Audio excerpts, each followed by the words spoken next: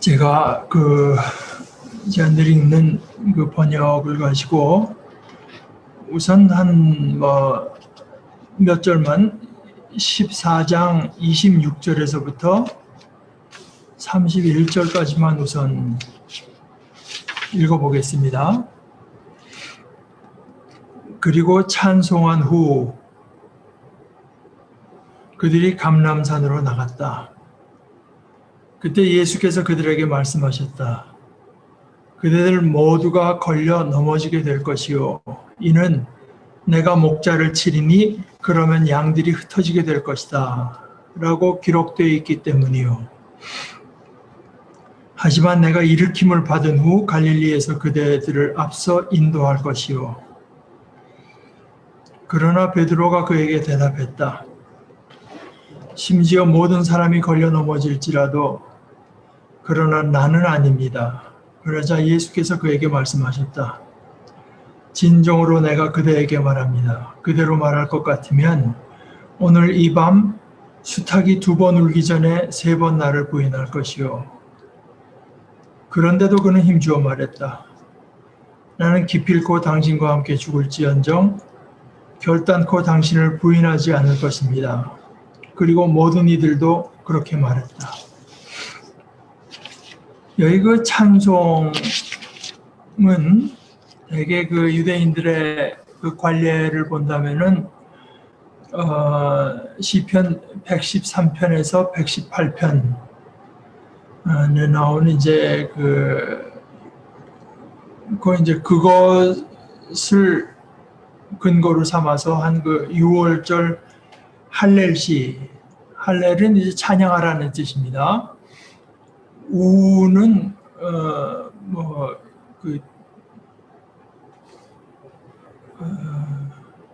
우와 누가 있는데, 그러니까 그거는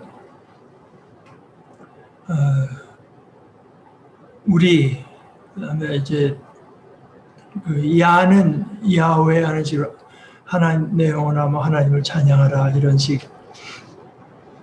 식인데, 특별히 그 시편 113편에서 118편의 그 시들을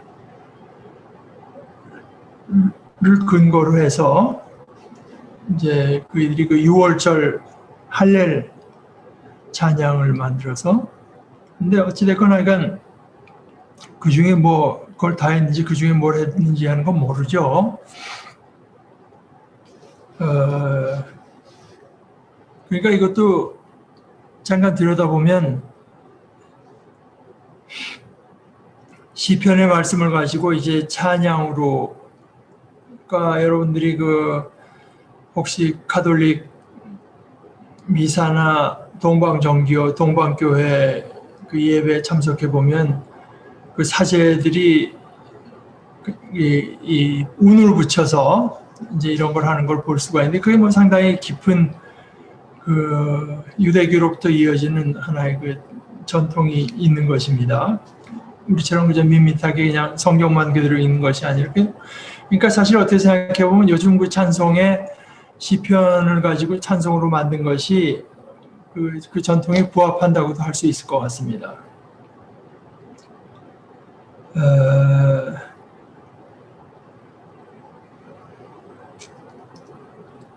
그리고 이 감람이라고 하는 말 뜻이 이제 뭐 이렇게 짠다고 하는 이제 그런 뜻이라고 해요. 그러니까 근데 어떤 사람들은 이제 뭐 그걸 가지고 뭐 여러 가지 메시지를 찾아내는 분들도 있다지만 그것은 좀 지나친 것 같고, 어찌됐거나 거기 그 올리브 나무들이 이제 많이 있고, 그 중에 어떤 거는 수령이 한 2000년 돼가지고 아마 예수님 요 당시부터 살아있던 나무라고 생각하는 나무도 있습니다.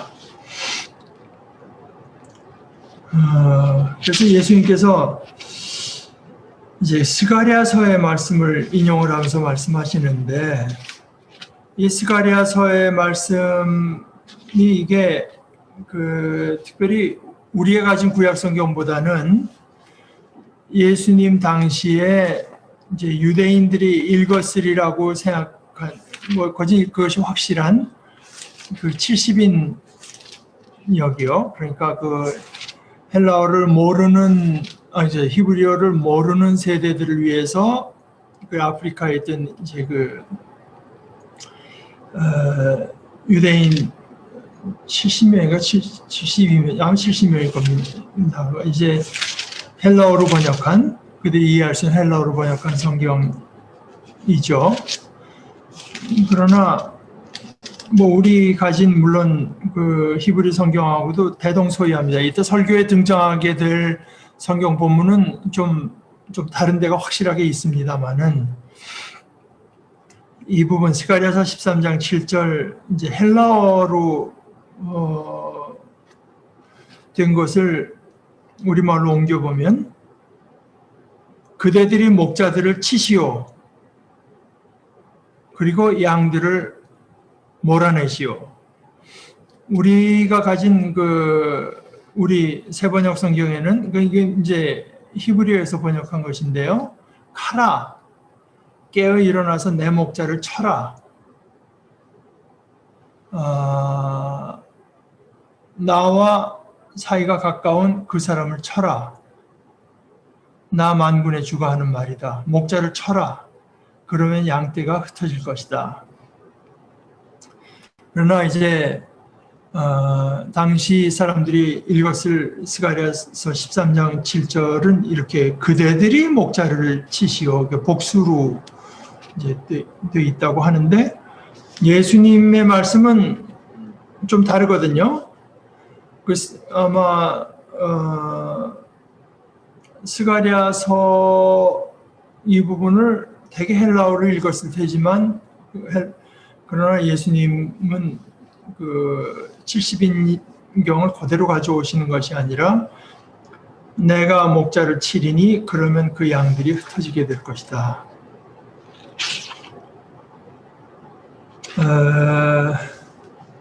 그래서 이것은 70인경 성경 자체도 예수님께서 그대로 인용했다기보다는 이제 예수님의 지금 상황, 예수님에게서 일어날 일들에 대한 이해를 바탕으로 성경을 이제 인용했다고 보는 것이 맞을 것 같습니다. 근데 뭐 그렇게 했는데 사실은 결국은 그 히브리어 성경의 내용과 이제 거진 같은 내용이 됐습니다.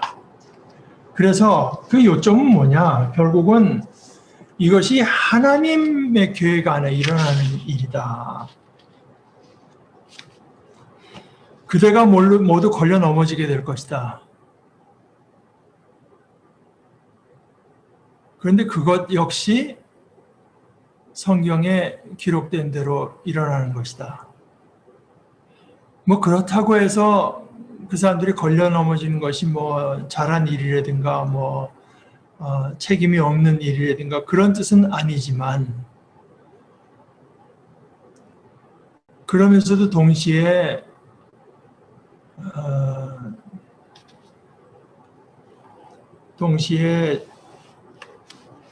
이렇게 말을 할 수가 있는데 여러분들이 이거 보는지 모르지만 슬의생, 슬기로운 의사생활 뭐 이제 거기 보다 보니까 이제 경험 있는 외과 의사가 이제 갓 전문의가 된 사람한테 뭐 위로 좀 뭐 실수를 했나 봐요. 제가 이제 요즘엔 그 띄엄띄엄 보기 때문에 잘 모르는데 뭐 실수를 했는지 미숙했는지 거기다 대고 위로를 해줍니다. 결국 이제 잘 되게 된다. 죄송합니다. 근데 그런 말을 듣고 있던 그 사람이 그 경험 많은 의사한테 실패담을 좀 얘기해달라. 실패담. 실제로 잘못된 거. 그러면 좀 위로가 될 것 같다고.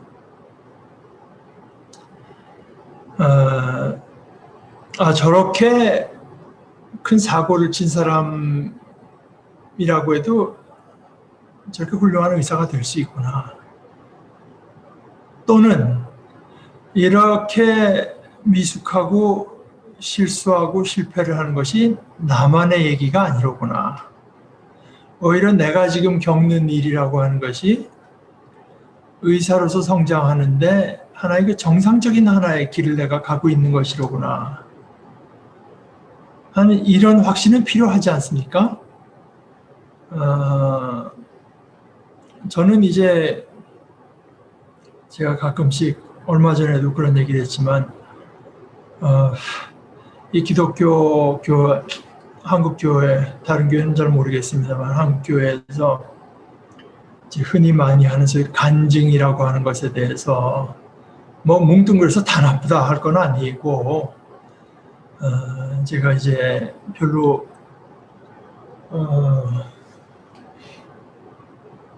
좀 부정적인 생각을 하는 면이 이제 바로 그건데요. 그거 이제 제가 가끔 말씀드리는 그 크레독 목사님의 표현대로 하면 자기는 그 소위 그 경건서적 뭐 이런 거 중에 많은 것들은 별로 좋아하지 않는다. 왜 좋아하지 않냐? 거기는 칼로리가 없다. 영양가가 없다. 그런 말씀을 하세요. 그러니까 뭐 안 됐었는데 뭐 어떻게 하다 보니까 나중에 사업이 다 잘 되고 자기 애들이 좋은 학교 가게 되고 뭐 그런 얘기 교회가 뭐 덩치 지지분질했었는데 열심히 뭐 정말 뭐 상 하나가 다 눈물로 뒤덮도록 그냥 크게 애통하고 회개하고 기도했더니 뭐 나중에 부흥했다. 뭐 사업을 하다가 돈이 막 쫄리고 마음이 쫄렸는데 어떻게 하다 보니까 뭐 넘치는 돈이 들어와서 사업이 됐다. 뭐 간증의 내용이 되게 그런 거 아닙니까? 그런데 이제 그런 얘기를 듣다 보면은 이제 다른 사람들이 어떻게 되나요? 그 위로를 받습니까? 저는 뭐 별로 그렇게 위로를 해서 저는 사실 목회자가 만약에 그렇게 그런 얘기 들으면 제 마음속에 드는 생각은 그 잘 되는 사람은 따로 있구나. 뭐 이런 생각밖에 잘 안 듭니다.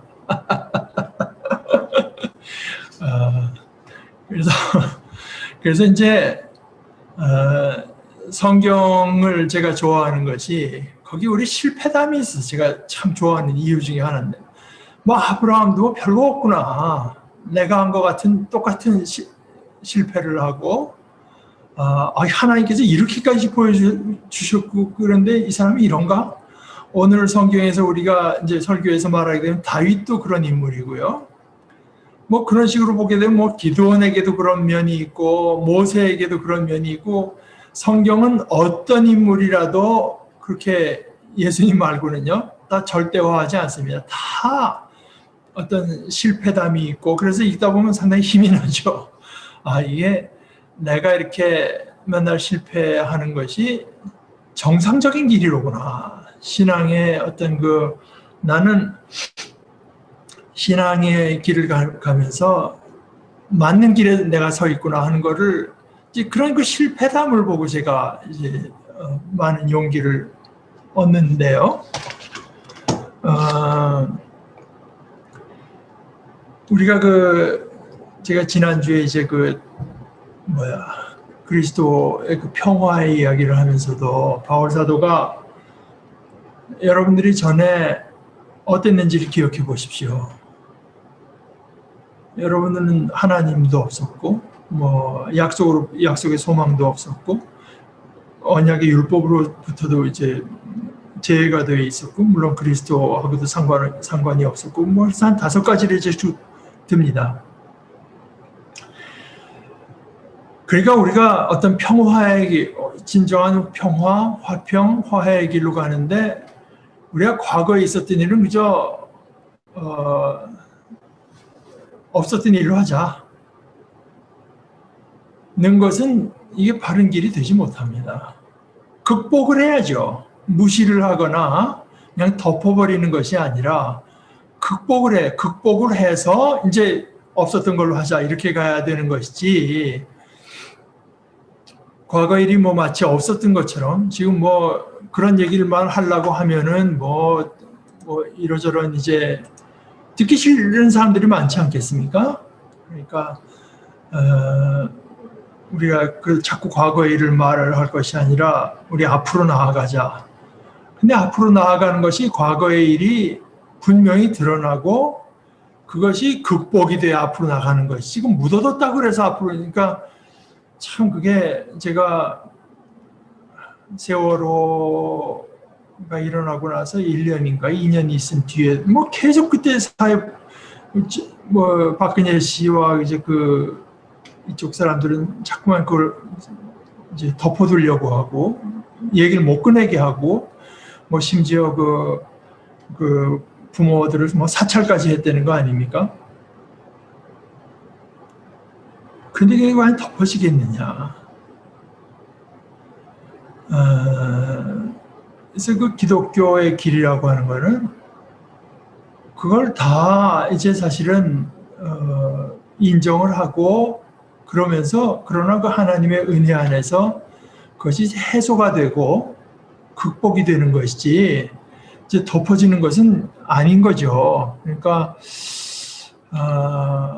이 제자들, 오늘 이 제자들의 얘기도 그렇습니다. 그러니까 제자들이 다 이렇게 됐으니까 뭐 나도 좀 뭐 신앙에 예수님을 좀 심지어 배반한다고 뭐 하게 떠나가고 뭐 해도 괜찮겠네 하는 건 물론 아니죠. 그러나 그런 내 모습이라고 해도 이것이 그 하나님의 어떤 구원의 계획 안에 있다고 하는 것을 이제 우리가 믿고 그 안에서 용기를 이제 얻게 하는 것이 올바른 것이지, 자기에겐 그런 일이 안 일어날 것이죠. 이게 베드로의 입장이 그렇지 않습니까? 그리고 맨 마지막에 얘기를 하지만 모든 이들도 그처럼 말했다. 그러니까 제가 이제 늘 말씀드리는 것처럼 그 이쪽 연구원 목사님이 이런 뭐 신앙에 있어서 제일 잘 걸려 넘어지는 게 돈 문제, 무슨 뭐 이성 간의 문제 뭐 이런 거 아니겠습니까? 제일 위험한 사람들이 I am above it, 그런 것은 나에게 해당되니 나는 뭐 그런 거랑 상관없는 사람 하는 사람들이 제일 위험하다, 그런 얘기들을 이제 많이 하는데, 예수님이 이제 이 얘기를 하는데요. 진정으로 내가 그대에게 말할, 소위 이제 아멘 하는 건데요. 아멘, 내가 그대에게, 수이라고 해서 가지고 헬라어로도 딱 지정한 건데, 당신, you에게 말합니다.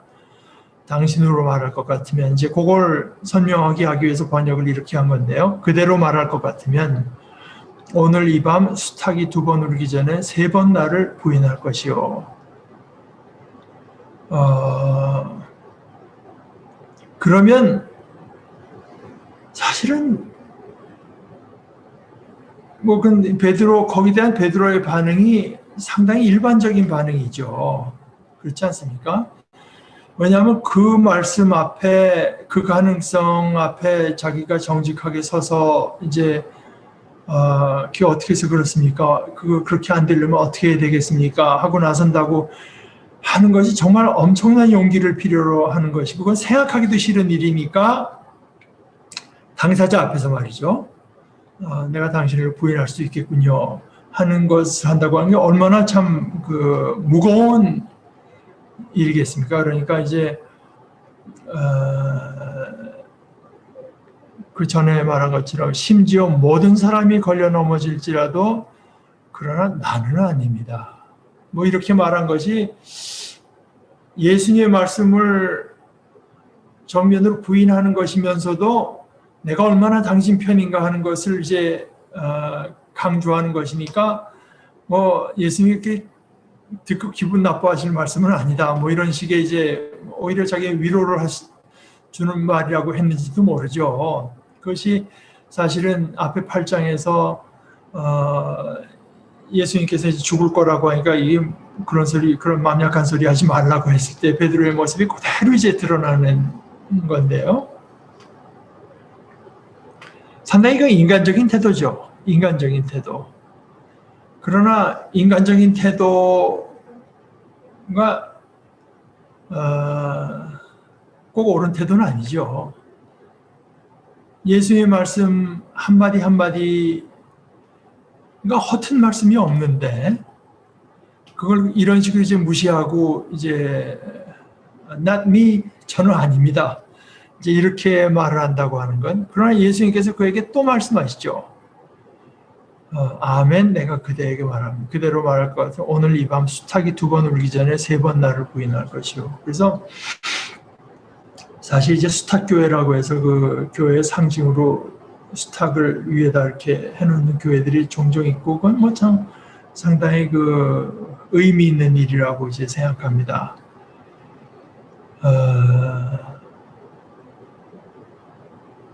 나는 기필코 당신과 함께 죽을지언정. 이것이 벌써 이제 예수님께서 그냥 잡힐 뿐만 아니라 어디 느끼고 있는 거죠. 예수님이 죽으실 수 있겠구나 하는 거는 느끼고 있는 거죠. 결단코 당신을 부인하지 않을 것입니다. 그리고 모든 일도 그처럼 모든 일들이 다 그렇게 생각했을지 모릅니다. 그런데 제가 몇 주 전에 말씀드린 것처럼 하나님이 어떤 분이시냐? 주님도 마찬가지입니다. 말씀과 뜻과 계획과 경륜과 행동과 심지어 결과가 그대로 일치하는 분이거든요.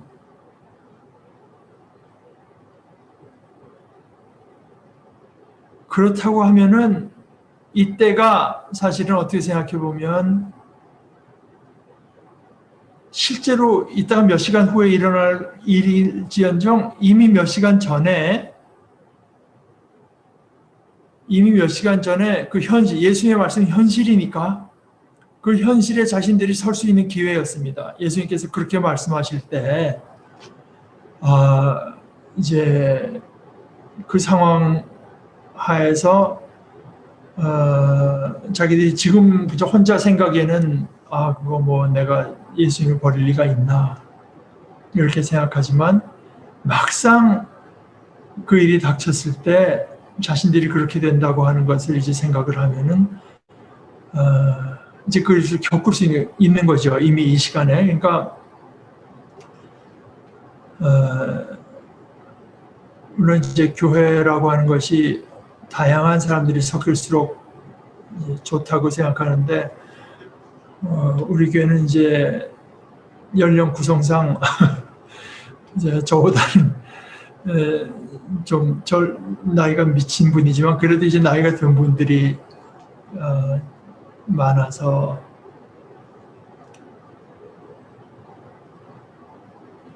그러니까 이것이 우리 개인의 경우를 생각할 때도 예를 들어서 그 죽음의 순간 내가 이제 죽음이라고 하는 걸 현실적인 가능성으로 생각하지 않을 수 없는 순간이 반드시 누구에게나 올 것이고 뭐 그렇게 머지않은 장래에 이제 올 수도 있다 이렇게 생각하는데 그 일들을 미리 겪는 것이 저는 좋다고 생각합니다. 그러니까 그거 뭐 내가 뭐 그때 뭐 그렇게 소망 없는 사람처럼 그렇게 그냥 절망 속에 내 갈 리가 있나 자포자기하고 그럴 것만이 아니라 그것을 이제 지금부터 현실로서 준비하는 것이 필요하다 이렇게 생각합니다. 어찌됐건 하여간 여기서 이제 가장 중요한 두 가지는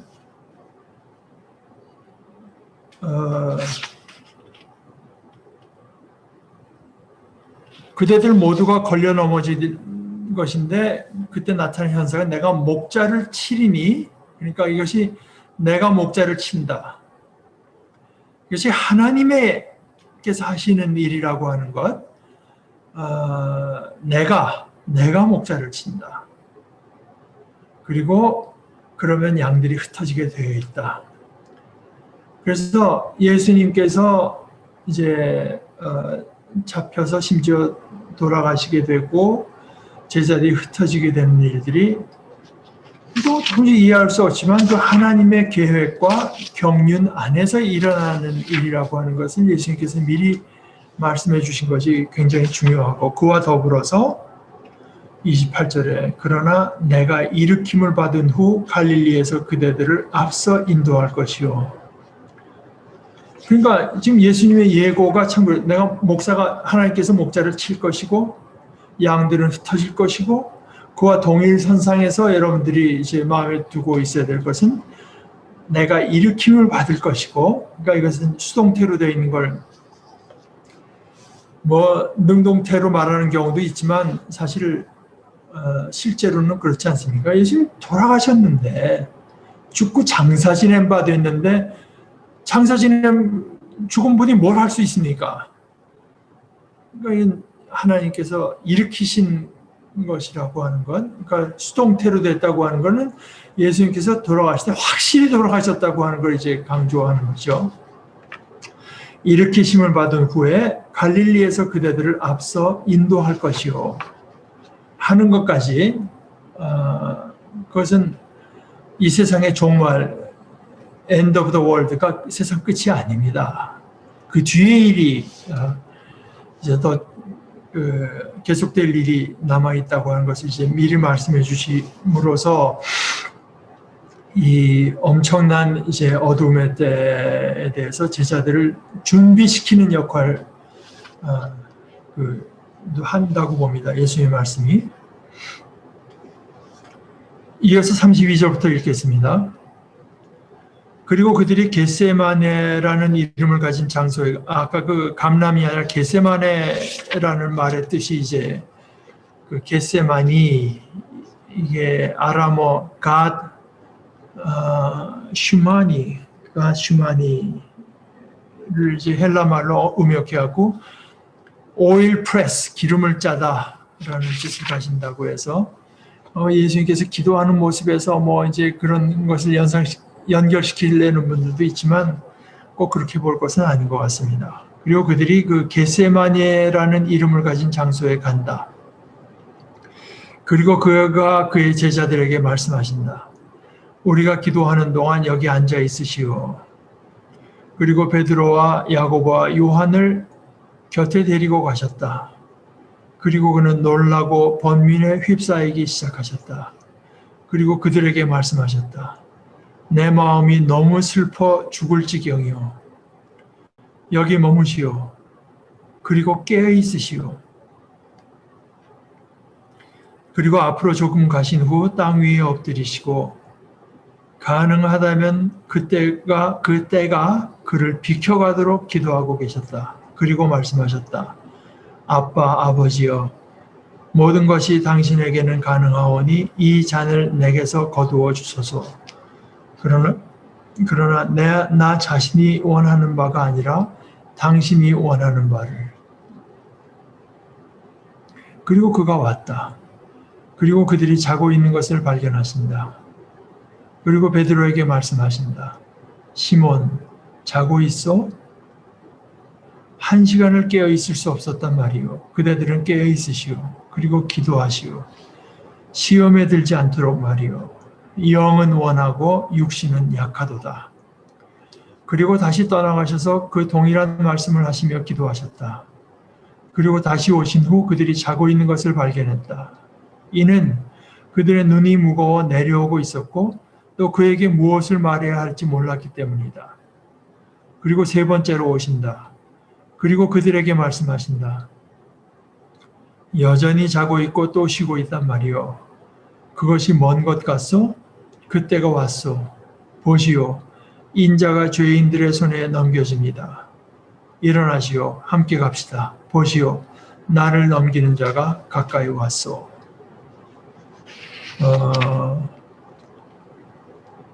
예수님께서 이제 기도하러 겟세마네로 가시는데 누가복음에는 예수님께서 기도하시는 모습이 여러 번 등장하지만 마가복음에서 이제 마가가 예수님께서 기도하셨다고 하는 것을 기록한 데는 세 부분인데요. 세 군데인데 첫째는 1장 35절에 이제 예수님께서 그 사역을 시작하실 때 그때고, 그 다음에 6장 46절, 그러니까 뭐 5천 명을 먹이고 나서 그의 예수님의 어떤 그 인기, 명성이 아주 절정에 도달하셨을 때고, 그리고 마지막 여기 이제 겟세마네입니다. 근데 여기 보게 되면은 그때 그 제자가 11명이 있지 않았겠습니까? 유다는 배신하러 갔고, 그 중에서 이제 그 나머지 사람들에게, 그러니까 8명에게는 우리가 기도하는 동안, 우리니까 이제 3명을 데리고 가는데요. 베드로와 야고보와 요한을 데려가는데, 그러니까 예수님까지 포함해서 우리 넷은 기도하러 가고 그대들은 여기 앉아 있으라. 그러니까 8은 앉아 있으라고 하고 셋은 나와 함께 있으라고 하는 것이 이제 주 목적이었습니다. 그러니까 셋 데리고 가셔서 내 마음이 너무 슬퍼서 죽을 지경이요. 여기 머무시오. 그리고 깨어 있으시오.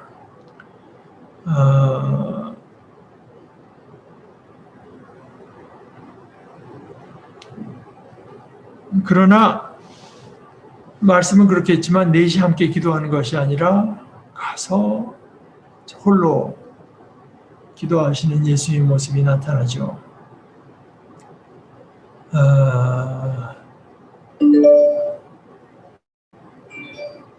뭐 어떻게 보면은 이제 우리가 뻔하다고도 할 수 있겠지만 이 일, 배신당하시고 고통당하시고 십자가에 달려 돌아가시는 이 일은 예수님 홀로 당하신다고 하는 것이 굉장히 중요합니다.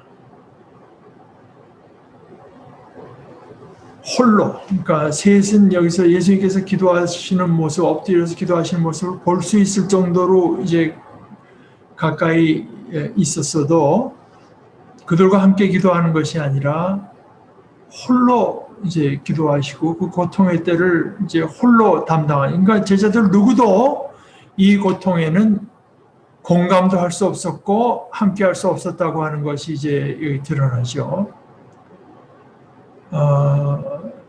그것은 10장 45절에 인자가 온 것은 이제 자기 목숨을 많은 사람을 위한 대속물로 주려 함이다. 그러니까 하는 것이 이제 엄청나게 중요하죠.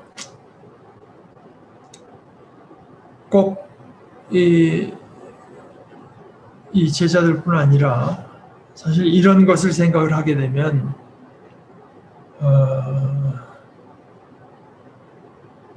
그때 신학자 이름 틸리언지 누구였는지 제가 좀 잊어먹었지만, 그러니까 가톨릭 교인들도 그렇고 동방교회 교인들도 그렇고 마리아를 굉장히 좋아하잖아요. 그런데 물론 이제 성경에 그 마리아를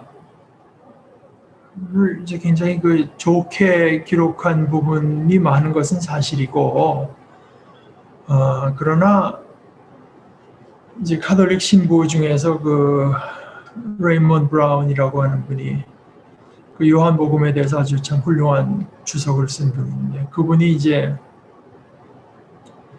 마리아에 대한 그 가톨릭의 가장 정통적인 입장은 뭐냐?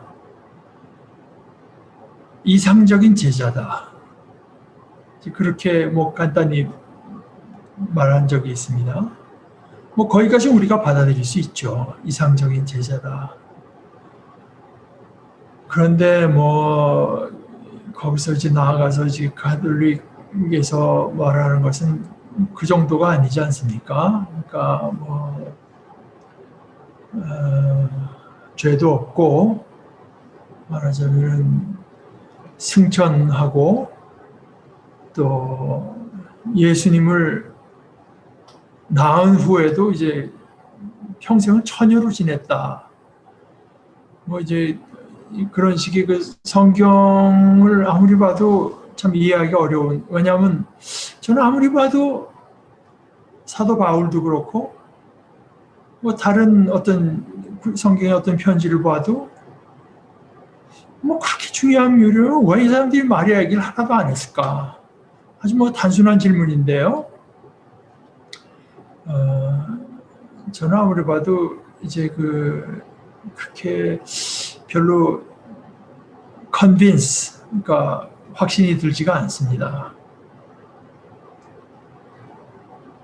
그런데 아마 요 전번 교황인가, 그건 이제 베네딕토고 전에 이거 그 사람이 그 마리아를 굉장히 또 유별나게 또 좋아해가지고 마리아가 예수님께서 이루신 구속 사업의 조력자였다는 교리를 이제 선포하고 싶어 했대요. 그래서 이제 그 교황이 혼자 할 수 있는 것은 아니니까 교황을 보조하는 그 교리 담당 학자들 13명인가한테 이제 그것을 검토해 보라고 했더니 한 명 빼놓고인가 전원이다 해서 그건 안 됩니다. 이제 그렇게 이제 신학적인 검토의 내용을 올려서 불발에 그쳤다고 하는 것인데, 그때 아마 어떤 신학자인지 제가 이름이 잊어먹었지만, 만약 카톨릭에서 그것까지 예수님의 구속사역에 마리아가 조력자였다는 데까지 교리를 하면 자기는 카톨릭을 이단으로 볼 수밖에 없다. 이제 그렇게 말했다는 사람이 이제 있었는데, 그러니까 성경의 이 기록은 너무나 뚜렷한 거고, 베드로가 됐건 누가 됐건 그 예수님께서 이제 마지막 자기 자신을 대속물로 내어주시는 자리에는 아무도 함께 할 수 없었다고 하는 것, 아무도 보탬이 될 수 없었다고 하는 것, 예수님 홀로 그 무게를 다 이제 그 무게와 고통과 슬픔을 다 지니고 갔다고 하는 것, 이것이 이제 굉장히 분명히 드러나는 것입니다. 그러니까 사실 여기 예수님의 모습은 좀 의외인 것 같죠. 아니, 죽음 앞에 서서 이렇게 연약한 모습을 우리 주님께서 보이신단 말인가. 놀라고 번민에 휩싸이기 시작하시면서 내 마음이 너무 슬퍼 죽을 지경, 그러니까 그 원어에 이제 그대로 돼 있는 거, 죽을 정도로까지 내 마음이 이제 슬프다.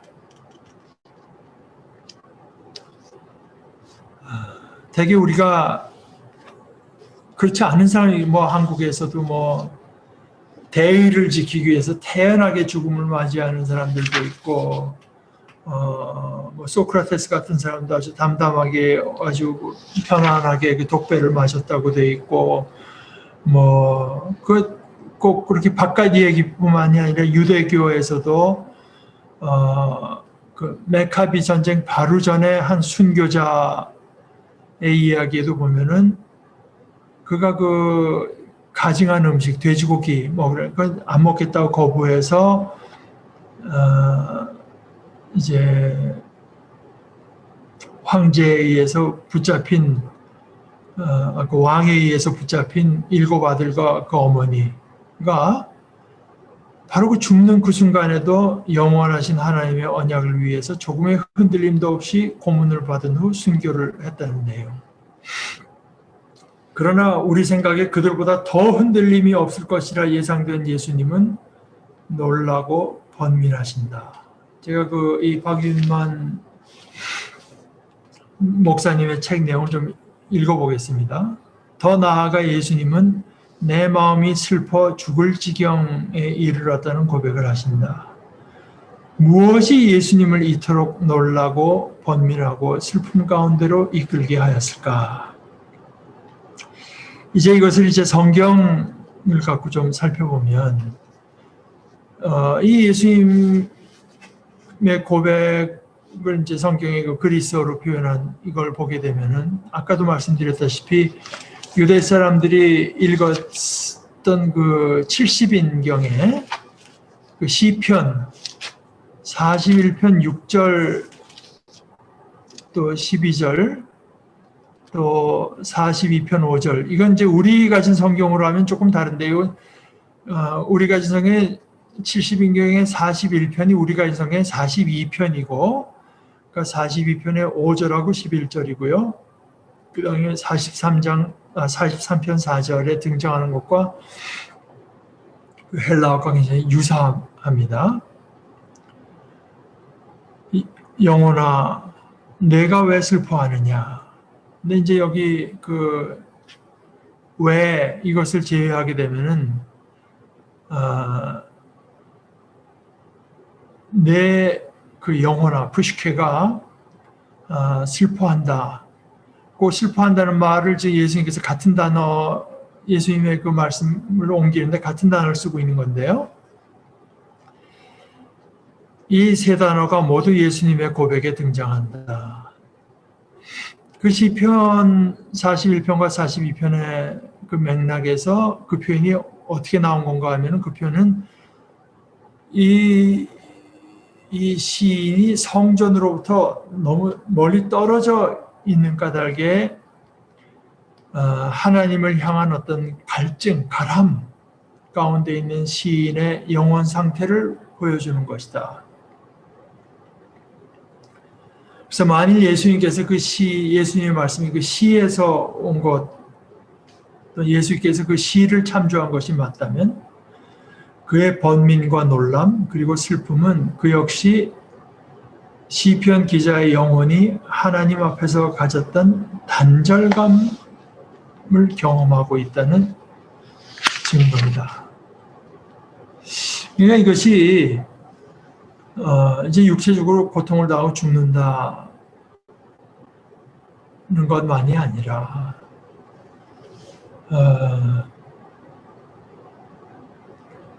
모든 사람이 겪어 마땅할 어떤 하나님과의 분리, 완전한 단절,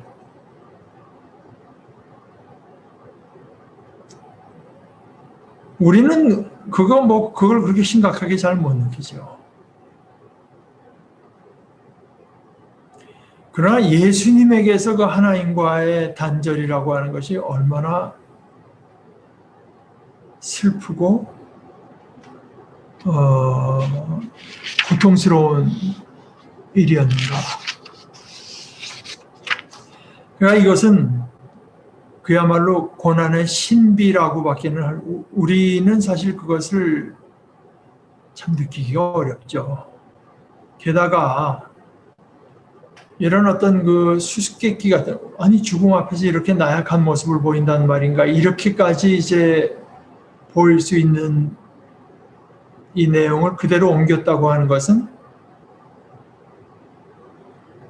마가 그대로 옮기고 다른 복음서 기자들도 그대로 옮겼다고 하는 것은 그야말로 이 일이 그대로 일어난 일이었을 뿐만 아니라 예수님께서 실제로 하신 말씀이었을 뿐 아니라 신앙의 바른 신앙의 근거에서 볼 때 이 말이 얼마나 핵심적인 말이었는가 하는 것을 이제 반증하고 있다고 볼 수 있지 않겠습니까?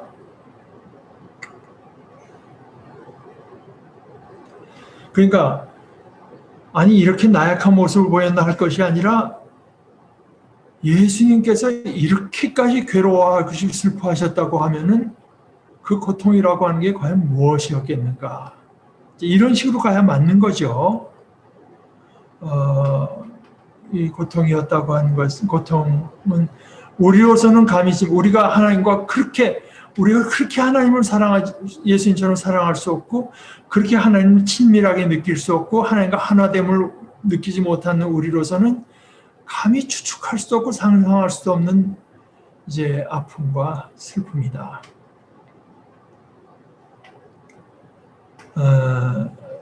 그렇게 보는 것이 이제 합당하다고 생각합니다. 한 가지만 더 얘기하면 35절에 보면은 그거 기도하는데요. 유대인들이 보통 기도할 때 하늘을 들어서 손을 하기도 하고, 그러나 이것은 이제 완전히 예수님의 그 전 존재를 다 이제 바쳐서, 다른 성경에 보면 이제 그것이 성경 본문에 있다는 사람도 있고 없다는 사람도 있지만 땀이 핏방울처럼 난다. 그러니까 그것이 그 땀샘에 있던 그 모세혈관이 이제 터져가지고 너무 그냥 전력을 다해서 기도할 때 땀샘에 있던 모세혈관 터져서 이제 땀이 핏방울처럼 이제 피가 섞여서 이제 땀이 날 수도 있다고 하는 건데요. 뭐 그런 식으로 이제 기도할 때 아빠, 아버지, 이 아빠가 아니고 그냥 그 예수님께서 말씀하신 그 아람어를 그대로 옮긴 것이에요. 직접 합법을 아바, 아버지요. 이 아바라고 하는 말 뜻은 다음 주에 우리가 좀 다시 좀 중요한 말이니까 들여다보는 것이 좋겠고, 그 기도의 내용은 그때가 그를 비켜가도록.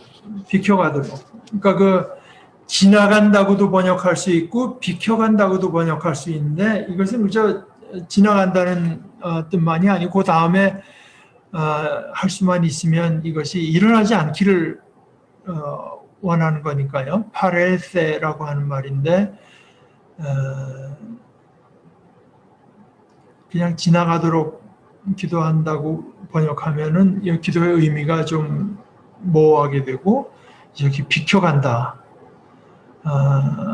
그런 일들이 그에게 일어나지 않기를 간구하셨고, 궁극적으로는 죽음을 면하게 해달라는 기도를 드렸다. 뭐 꼭 죽음이라기보다 약간. 근데 이제 제가 한 가지만 제 생각을 말씀드리자면,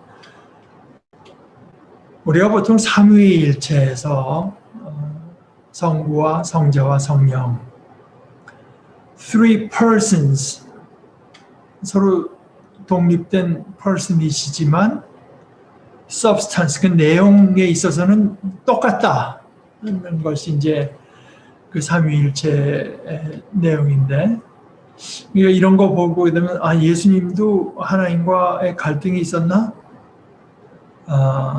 하나님께서 원하시는 것과 예수님께서 원하시는 것이 달라서 지금 이런 기도가 있는 것인가 하지만, 저는 이제 좀 생각이 다른데, 뭐 겉으로 말로만 봐서는, 형식적으로만 봐서는 그렇죠. 그러나 그때 그것이 비켜가기를 원하고 그 일이 예수님에게 일어나지 않기를 바라는 마음이 하나님에게 없었겠느냐. 보통 부모의 입장을 생각해 보면은 하나님은 더 했을 가능성이 있을지언정 하여간 같은 마음 아니었겠느냐. 하나님 마치 예수님께서 돌아가시기를 원하고 예수님 그것을 원치 않아서 마치 뭐 그냥 예방접종 억지로 맞추기 위해서 애가 막 떼쓰듯이 그냥 하는 것이 아니라, 삼위 간의 사랑이, 그 온전한 사랑이 바로 그 사랑이라고 한다면, 우리 예수님에게 그 일이 일어나지 않기를 바라는 것에서 무슨 차이가 있었겠느냐 하는 생각을 제가 하고 있습니다. 하여간 이 부분은 우리가 그 아빠 내용과 더불어서 다음 주에 좀 더 이어받아서 같이 보도록 하십시다. 여러분들 또 여러분 추가하고 싶은 말씀이나 또 질문이 있으면 이 시간에 함께 나누시면 좋겠습니다. 아니시 우리 함께 기도하십시다. 하나님 우리 아버지, 저희들은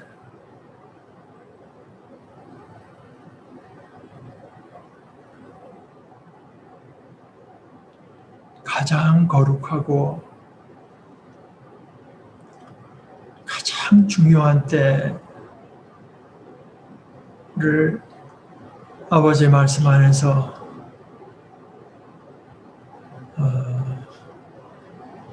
또 아버지의 말씀을 통해서 함께 겪었고 이 은혜를 주신 아버지께 감사합니다. 아버지, 우리 주님이 겪으신 이 일이 언제나 저희들의 마음 중심에 있어서